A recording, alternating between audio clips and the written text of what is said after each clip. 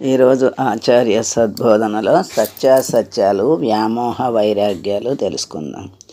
ఒక ఇంటికి నిప్పంటుకుని కాలిపోతోంది. జనం చుట్టూ చేరి చూస్తున్నారు. యజమాని దూరంగా నిల్చుని రోదిస్తున్నాడు. ఎంతో అందమైన ఇల్లు, 10 రోజుల క్రితం ఎవరో రెట్టింపు ధర ఇస్తామన్నా అమ్మలేదు, అందుకే దుఃఖిస్తున్నాడు. ఇంతలో పెద్ద కొడుకు వచ్చాడు. నీకు తెలియదా నాన్న, 3 రెట్లు ధర వస్తే ఇల్లు నిన్నే అమ్మేశాను, నీకు చెప్పేటంత సమయం లేకపోయింది అన్నాడు. చేత్తో తీసేసినట్టు ఒక్కసారిగా వేదన పోయింది. గుండెల నిండా సంతోషంగా గాలి పీల్చుకున్నాడు. ఆ తర్వాత తను వాళ్ళల్లో ఒకడిగా మంటల్ని చూస్తూ పక్కవారి సంభాషణలో పాలు పంచుకుంటున్నాడు.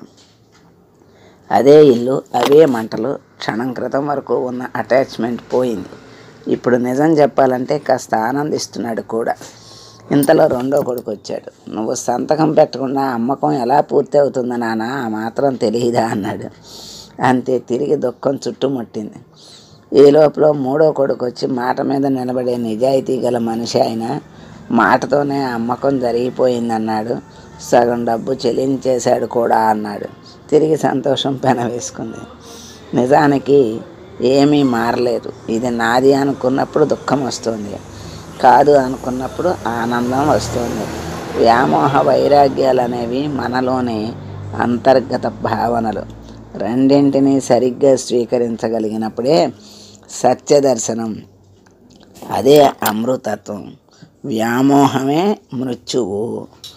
అందుకని నాది అనుకున్నప్పుడు పొందే దుఃఖం, నాది కాదు అనుకున్నప్పుడు పొందే ఆనందాన్ని గ్రహించి నడుచుకుంటే మంచిది. సర్వం శ్రీకృష్ణార్పణమస్తు.